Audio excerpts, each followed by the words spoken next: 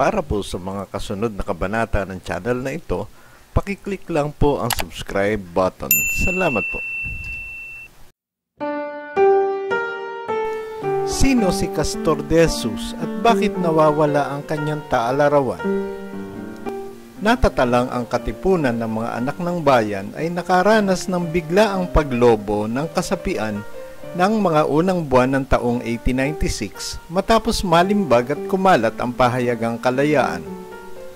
Ang pinakamakapangyarihang sulatin doon na ang dapat mabatid ng mga Tagalog ay pumukaw sa mga mambabasa sa kung ano ba ang tunay na kalagayan ng lipunang katutubo bago dumating ang mga Kastila at kung paano niyurakan ng kolonyalismong Kastila at ng simbahang Romano-Katoliko ang lipunang ito sa pinakamatagal na panahon. Inihahanda na sana ni na Supremo Bonifacio, Emilio Jacinto at Pio Valenzuela ang pangalawang isyu ng pahayagang ito nang madiskubre ng mga otoridad na Kastila ang katipunan dahil sa kataksilan ni Teodoro Patiño. Kapag daka sumiklab ang himagsikan, bunsod nito.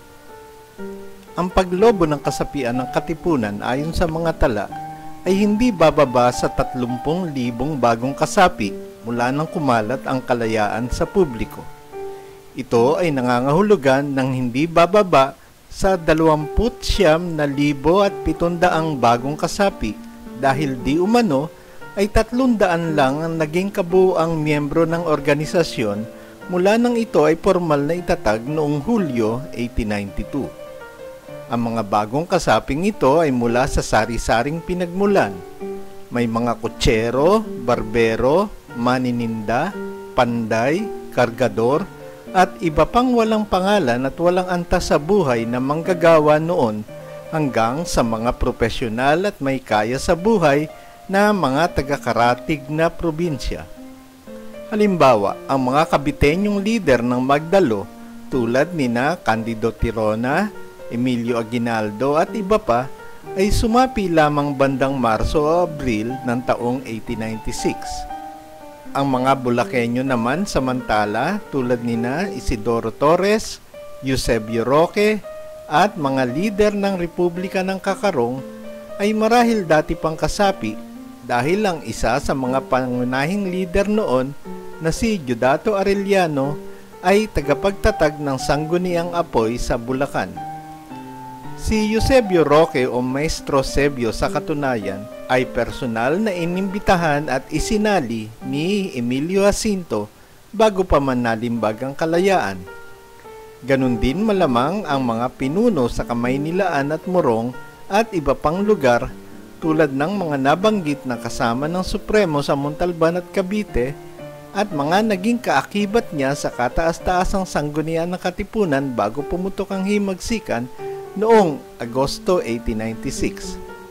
Ang mga taong ito ay tulad nina Apolonio Samson, Valentin Cruz, Francisco Carrion, Guillermo Masangkay, Aguedo del Rosario, Brixio Pantas, Restituto Javier, Faustino Mañalac, Francisco del Castillo, Valeriano Dalida, Pedro Zabala, Aurelio Tolentino, Pantaleon Torres, Roman Basa, Jose Toriano Santiago, Doroteo Trinidad, Vicente Molina, Enrique Pacheco, Balbino Florentino at iba pa.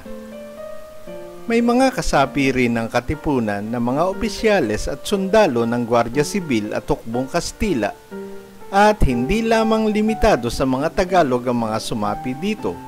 May mga Bisaya, Ilocano, Kapampangan, Bicolano at iba pang sumapi sa organisasyon. Si Teniente Benedicto Nihaga halimbawa ay isang waray, samantalang hindi pa nasisiyasat kung ano ba ang tribong kinabibilangan ng mga sarhento at korporal ng Rehimientong 68 na nag-akla sa Hulo noong Setyembre 4 nang mabalitaan nila ang nagaganap na himagsikan noong katapusan ng Agostong iyon. Ano pa man, natatala na sinubukan nila Supremo Bonifacio na hikayating sumama sa kanilang hanay ang mga ilustrado at mga taga-suporta ng kilusang propagandista Pero tumanggi ang mga taong ito na makisangkot sa kanila. Si Rizal halimbawa ay tumangging itakas mula sa dapitan at maging sa barkong kanyang sinasakyan na papuntang Cuba. Si Antonio Luna naman ay tumanggi rin nang siya ay lapitan at hikayating sumapi. Ang milyonaryong si Francisco Roxas na isa sa mga taga-suporta ng dyaryong La Solidaridad at miyembro ng La Liga Pilipina ay tumangging magbigay ng anumang donasyon upang makabili sila ng armas. At malamang ay madami pang hindi nakatalong pagkakataon na sinubukan ni na Supremo Bonifacio na mangalap ng suporta sa mga ilustrado at mga taga-suporta ng La Solidaridad, pero sinaraduhan sila ng pinto ng mga magigiting na maginoong ito. Kung kaya naman ang himagsikan ay masasabing pinag-isipan, pinagplanuhan at ipinagpunyagi ng Supremo Bonifacio na nag-iisa at tinulungan lamang sa bagay na ito ng kanyang pinakamalalapit na tauhan at kasamahan sa pinakamataas na sanggunian na nabanggit. At sa anumang pagsasakatuparan ng kanilang plano ay tinulungan sila ng pamilya at kamag-anak ng Supremo. Andyan sina Ciriaco at Procopio, si Espiridiona o Nonay, at ang kanyang asawang si Gregoria de Jesus o Oriang. At sa mga ito ay kasama dito ang pinsang buo ni Oriang na si Castor de Jesus. Natatalang si Castor de Jesus ay isa sa mga orihinal na kasapi ng Katipunan na nasaksihan ang formal na pagkakatatag nito noong 1892. Sumama sa hukbong nakipaglaban sa San Juan at umatras sa Balara at kasama sa pakikipaglaban sa Ilog ng Nangka sa Marikina. Kasama siya ng mga taong natalagaang protekta sa kanyang pinsan si Oriang bilang lakambini noon ng Katipunan. At bagamat hindi siya kasama sa orihinal na pangkat na pumunta sa Cavite, pumunta siya doon matapos ang isang linggo at namalas niya ang mga kaganapan doon.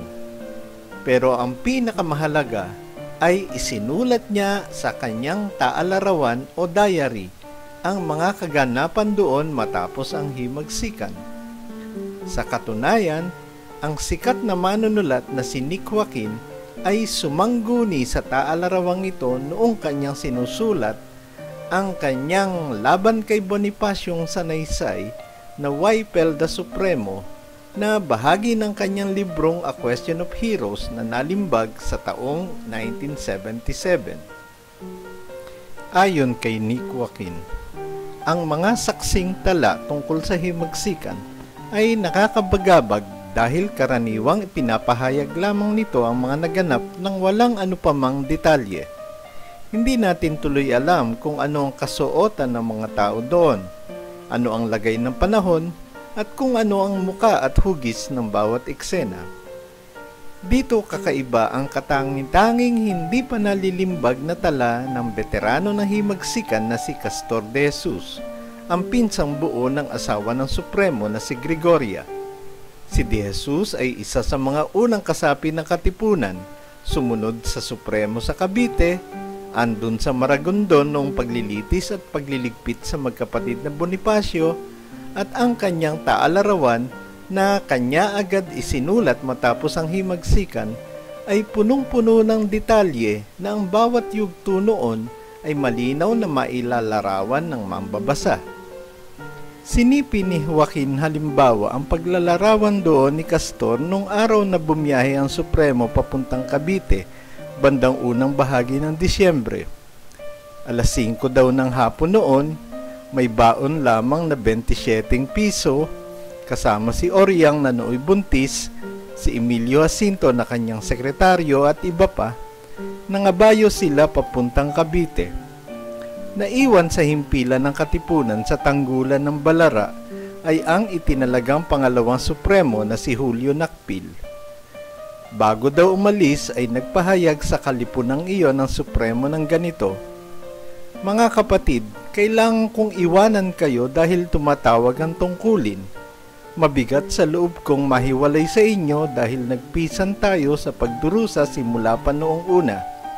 Naway iiwanan ko kayong maayos, ay babalikan ko din kayong maayos, tulad ng magkakapatid ng nag-iisang ina. Hindi ako magtatagal doon dahil pauunlakan ko lang ang imbitasyon ng ating mga kapatid doon, sabi daw ng Supremo. Inilarawan ni Castor kapag daka na dumilim ang kalangitan habang nangangabayo palayo ang pangkat ng Supremo. Nalumbay tuloy ang mga taong naiwan sa himpilan at nabagabag daw sila na para bang may masamang magaganap sa biyaheng iyon. Pumasok ang pangkat ng Supremo sa Cavite sa pamamagitan ng sapote, pero kinailangan nilang tumigil sa Bacoor dahil nakunan daw si Oriang. At habang nakatigil daw doon ay dumating ang mga pinuno ng Cavite upang salubungin ang Supremo ng Katipunan. Ang mga pinunong ito ay sina Mariano at Santiago Alvarez, Artemio Ricarte, Crispulo at Baldomero Aguinaldo at Daniel Tirona.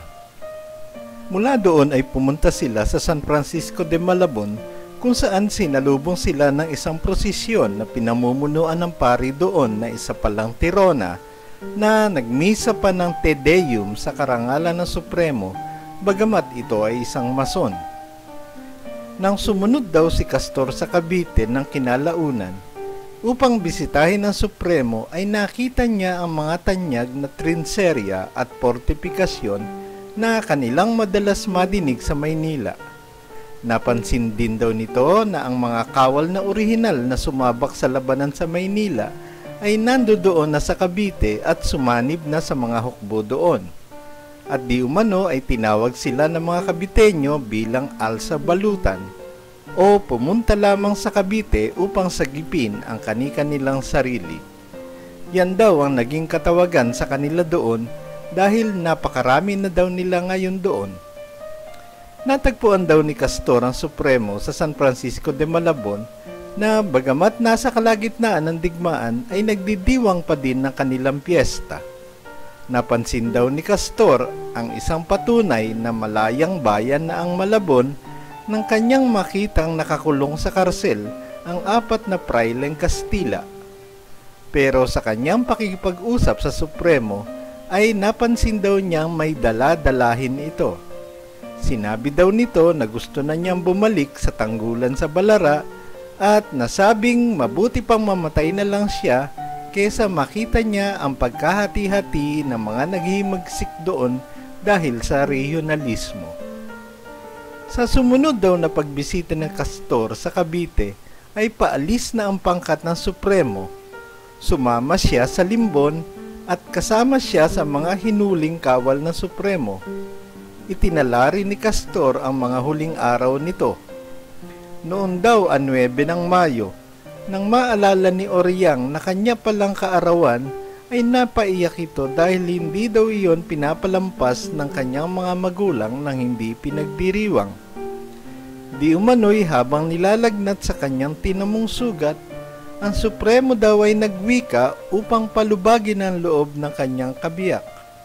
Ani daw nito, "Naku, ibinikis mo ang iyong sarili sa isang magulong buhay." Pero sinabi daw dito ni Oriang na hindi siya nagsisisi. Ani daw ni Oriang, "Lagi ko ng pangarap na makasama sa buhay ang may gininto ang pagmamahal sa kalayaan at sa sambayanan. Kaipalay ang kapalarang iyong pinapangarap ay ang kapalarang iyo palang matatamo. At kung may masamang kaganapan na dumating, ay ano ang ating gagawin? Mula iyan sa may kapal." Pagtatapos daw ni Oriang bilang tugon. Noong gabi daw na iyon ay dumating naman si Coronel Macapagal kasama si Jose Zulueta sa bahay na kinapipiitan ng magkapatid at sinabing may utos daw dito na kunin ang mga bilanggo. Ihaharap daw sa tribunal para sa maiksing pagdinig at ibabalik din naman daw agad. Ayaw daw pumayag ni Oriang dahil ang Supremo daw ay buong gabing sumasakit ang sugat. Nagmakaawa din daw si Oriang para sa mga bagong bendahe at gamot upang langgasin ang naturang sugat na nooy lumalala na ang impeksyon. Sinabi daw ni Macapagal na may dala-dala naman daw duyan ng kanyang mga sundalo upang buhatin ng Supremo. Sa puntong ito ay itinuloy na ni Joaquin ang kanyang pagsasalaysay gamit na ang mga tala ni Lazaro Macapagal na batay sa mga nakaraang kabanata ng channel na ito ay hindi kapani-paniwala at puro kasinungalingan lamang. Gayunpaman, hindi tuloy nakakagulat na tinapos ni Joaquin ang sanaysay na iyon sa ganoon ding tono at katauhan. Masasabing ang pagsiping ito kay Castor de Jesus ang una at huling pagsipi ng sinumang autor sa mga mahahalagang talang iyon. Ito ay dahil magmula noon ay hindi na nakita ang taalarawang ito ni Castor de Jesus.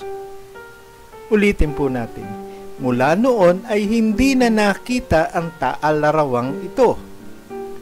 Nawala ito mula sa pinag-iimbakan nito sa National Library at hindi pa nahahanap hanggang ngayon.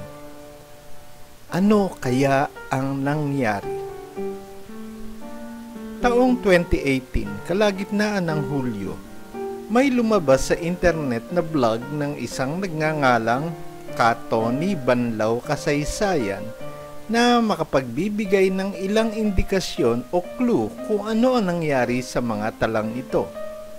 Sinulat ng isang nagpakilalang dating mananaliksik ng National Historical Commission na naging propesor ng kasaysayan, creative director ng mga advertising agency na nooy nasa Estados Unidos na, hinahanap din niya ang mga taalarawang ito. Pero hindi siya ordinaryong naghahanap. Isa siya di umano sa mga nakabasa ng mga talang ito at nagsiwalat ng higit pa sa binanggit ni Nick Joaquin sa kanyang libro. Nakita din ayon sa kanya ni Castor de Jesus ang di umano'y dayaan sa Tijeros, ang pagkakapatay kay Siriaco, ang pagsaksak sa Supremo habang dinarakit, ang paglilitis sa magkapatid na Bonifacio, at ang ilang linggong paghahanap ni Oryang sa mga kabundukan ng Maragondon sa magkapatid na Bonifacio na noon pala ay patay na at nakalibing sa mga walang markang puntod. Ang mga yugtong ito na hindi binanggit ni Nick Joaquin ay mahalagang tasahin. Ito ay sa dahilang ang mga pangyayaring ito ang tinakpan at ginawan ng mga kwentong kasinungalingan ng mga historiador at manunulat simula pa noong panahong iyon. Malamang sa hindi ay ang mga detalyadong paglalahad dito ni Castor bilang saksing nandoon mismo sa mga kaganapang iyon ang magpapasubali sa mga kasinungalingang ito mula sa kampo ni Aguinaldo at ng Magdalo at ng sino mang kumampi at naging kasapakat nila. Ang mga bagay na ito kaya ang dahilan kung bakit nawawala ang taalarawang ito? Posible kayang pinunit at sinunog na ang mga talang ito dahil tiyak na ang mga ito ay maghahayag ng katotohanan sa gitna ng malawakan at malalim na pagtatago ng mga tunay na naganap sa mga Bonifacio noon sa Cavite? Binanggit ni Tony na ihinabilin ng pamilya ni Castor ang taalarawang ito sa ahensya ng gobyerno taong 1964. Di umano ay ang tagapamuno noon ng National Historical Commission na si Carlos Quirino ay ipinamimiograph ang naturang taalarawan ng isang kopya lamang at pinagpasapasahan sa mga mananaliksik ng komisyon upang basahin at marahil ay magkomento. Nasa pangangalaga daw ito ng National Library kung saan naroroon din ang kanilang opisina. Bagamat hindi sinabi ng Tony na ito na nawawala ang nag-iisang kopyang nito, ang pagtatapos na lang niya sa kanyang blog ay matapos ang 55 taon ay hindi pa rin ipinalilimbag ng National Historical Commission ang memoirs na ito. Hindi pa ipinalilimbag dahil nalimutan lang, o hindi pinalilimbag dahil nawawala? Kailangan po natin ng paglilinaw sa bagay na ito sa kasalukuyan. Ang pagkakawaglit na ito ay isang malaking krimen sa kasaysayan ng mga tao at ng kawanihang tinalagaan na protektahan at pagyamanin ang anumang pamana ng nakaraan. May mga batas tayo hinggil dito na pwede silang isakdal at kasuhan. Kasapakat ba si Carlos Quirino na itago ang katotohanan ng mga naganap sa mga magkapatid na Bonifacio? O kung sino man ang tagapangulo ng National Library noong panahong iyon? Kung magkaganon man, ginawa ba nila iyon dahil sa paninindigan? O dahil sa limpak-limpak na pera? O marahil ay dahil sa kapabayaan o simpleng katangahan lang sa pagtupad ng iniatas na tungkulin sa kanila? Napakaraming tanong, pero meron pa po. Sa kabilang banda, maitatanong kung ang mga alarawang ito ay kasama ba sa mga inuwi sa bahay at opisina ng mga historiador na sumulat ng tadhana ni Ferdinand Marcos Sr., tulad ng mga akademikong sila Samuel Tan, Zeus Salazar, Bernardita Churchill, Milagros Guerrero at iba pa, na nooy makapangyarihan dahil nooy mersenaryo sila ng Malacanang? Kung sino man sa kanila ang nag-uwi nito, pwede po bang pakibalik na para sa kapakinabangan ng mga susunod na henerasyon ng bayang ito? Kailangan po talaga natin ng sagot at linaw sa mga bagay na ito dahil ang masakit na kabalintunaan sa mga usaping kasaysayan ng bayang ito sa mga nakapakinig na sa mga naunang kabanata ng Simon Bilibid ay masasabing ang mga sumusunod na hindi lahat ng naganap ay naisulat at hindi lahat ng nasusulat ay totoong naganap. Nakita po natin ang kabalintunaang ito sa mga tangka ni Aguinaldo at Daniel Tirona na iligaw ang kasaysayan sa pamamagitan ng di umano'y pagbawi ng parusang kamatayan o ang tinatawag na commutation order sa magkapatid na Bonifacio. Yung kay Tirona naman ay yung katawa-tawang sinumpaang salaysay na di umano'y walang dayaang naganap sa Tijeros. Ang pinakamasakit marahil ay ang taalarawang ito ni Castor de Jesus na naglalaman ng mga totoong naganap noon sa Cavite na dagdag ebidensya sana sa kung ano ba ang ipinahayag na Supremo sa kanyang mga liham o sa mga tala ni Oryang ay hindi iningatan at pinabayaang mawala ng mga taong gobyerno na inatasan na pangalagaan ng mga ganitong bagay. Tunay na nakakalungkot ang ganitong kaganapan. Pero sa mga dati ng tagapakinig ni Simon Bilibid, walang masyadong bisa ang ganitong pagtatago dahil halos nabuo na po natin ang totoong kwento mula sa mga pira-pirasong impormasyon at pagtatasa sa ilang bagay-bagay. Kung gagamitin at susundan ng mga kasalukuyan at parating na henerasyon ang mga panimulang palagay, hinuha at konklusyon ng channel na ito, garantisadong hindi na maliligaw o maililigaw pa man nino man ang tunay na kasaysayan ng himagsikang 1896. Natukoy na rin natin ang mga pagliligaw na ginawa ni Teodoro Agoncillo sa kasaysayan at sa mga sumampalataya sa agonsilyong ito tulad nila Renato Constantino at Jose Maria Sison. Sa kabilang banda naman, naituro na rin natin ang mga kamalian at kakulangan ng mga historiador sa kampo ng Ateneo na aligaga sa pagtatanggol sa ginampanan ng simbahang Romano-Katoliko sa kasaysayan. Sa mga naturang historiador, yung nakakulong po ng mga praile noon na nakita ni Castor de Jesus sa San Francisco de Malabon ay mataginting na katibayan sa naging totoong ginampanan ng simbahan ninyo sa bansang ito. Sa huli, pwede nating gamitin ang pagkakataong ito upang pabulaanan o ituro naman ang pagkakaligaw ng 2 tanyag na librong sumausaw sa talakayan sa himagsikang 1896 na isinulat ng 2 dayuhang autor na walang kahinahinagap o kamuwang-muwang sa kabalintunaang aking nabanggit dito. Ang una ay ang kontrobersyal na libro ni Glenn Anthony May na pinamagatang Inventing a Hero, The Posthumous Recreation of Andres Bonifacio. Masasabing ang librong ito ay tumutugon sa unang parte ng ating kabalintunaan, na hindi lahat ng naganap ay nasusulat.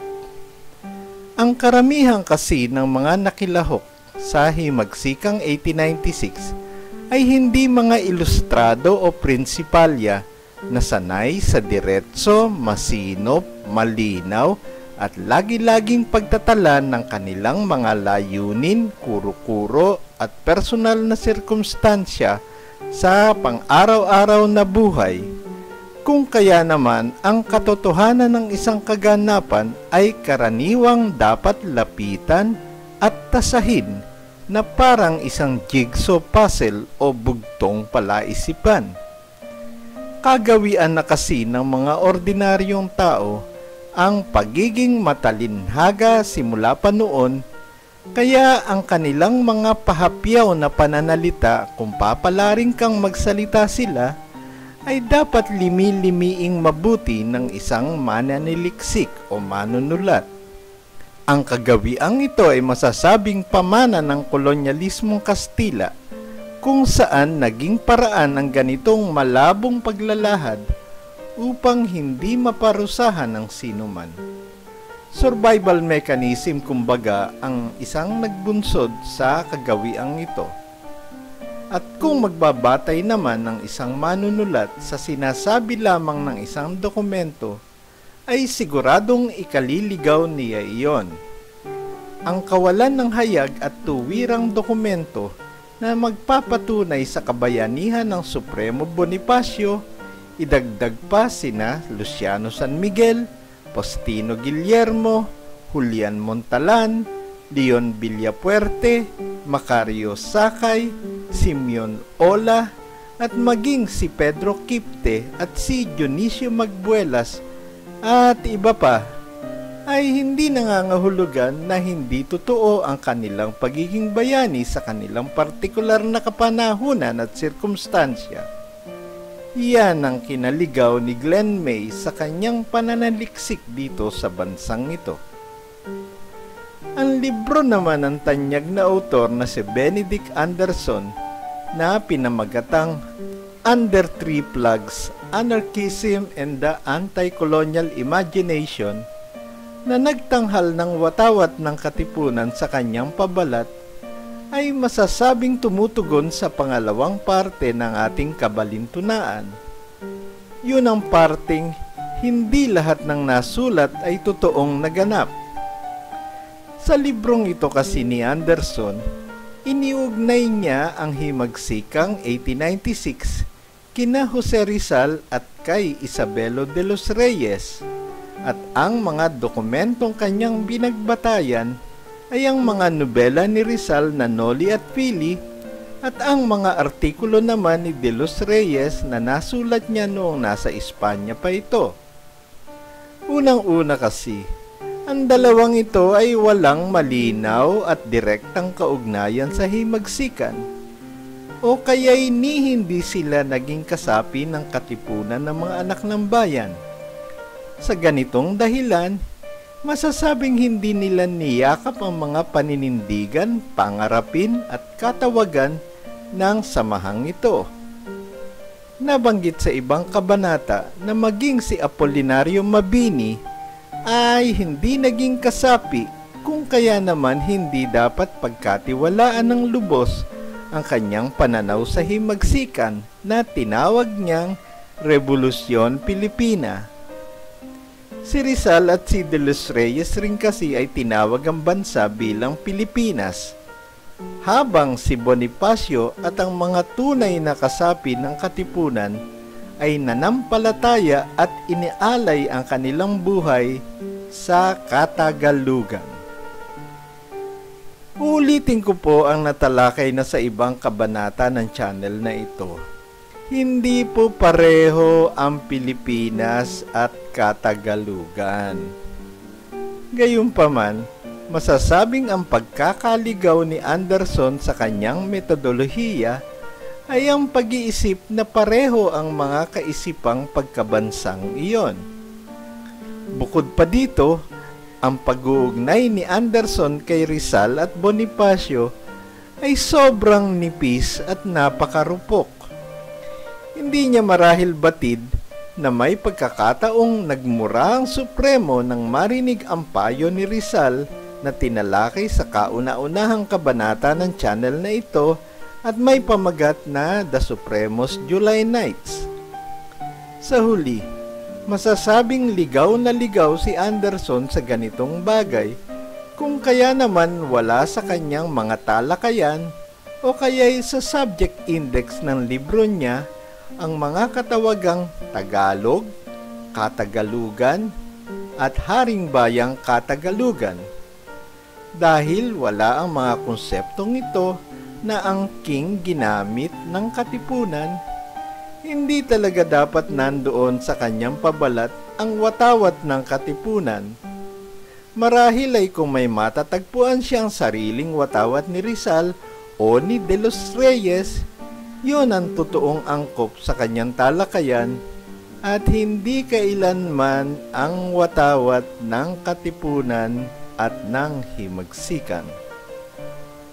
Sa pagtatapos, inaasam ni Simon Bilibid na sana sa hinaharap ay lumitaw bigla ang mahalagang dokumentong ito ni Castor de Jesus na sana ay nawaglit lamang o naisingit sa isang madilim na lugar sa National Library at mula noon ay nakalimutan na.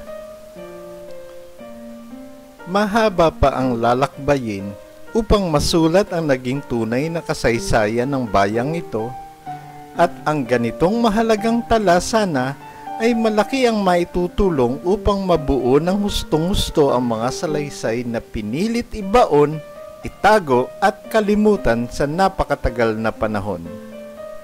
At kung hindi man lumitaw, sana ang mga nakabasa ng akdang ito tulad ni Katoni at iba pa ay magpahayag kung ano ang nilalaman noon sa kanilang pagkakatanda. Napakahalaga na maalala ng tulad niya ang mga saksing pahayag ng tulad ni Castor de Jesus sa nangyaring dayaan sa Tijeros halimbawa.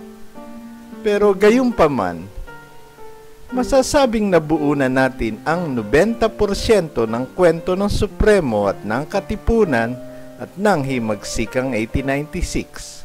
Sa tamang panahon ay palalabasin natin ang katotohanan ng mga dinanas ng mga tunay na bayaning nagpunyagi para sa kalayaan, kasarinlan at kaginhawahan ng kapuluang ito. Hari naway maganap yon sa pinakamadaling panahon. Salamat po sa pakikinig, magandang araw po sa inyong lahat at mabuhay po ang Katipunan at ang kalayaan.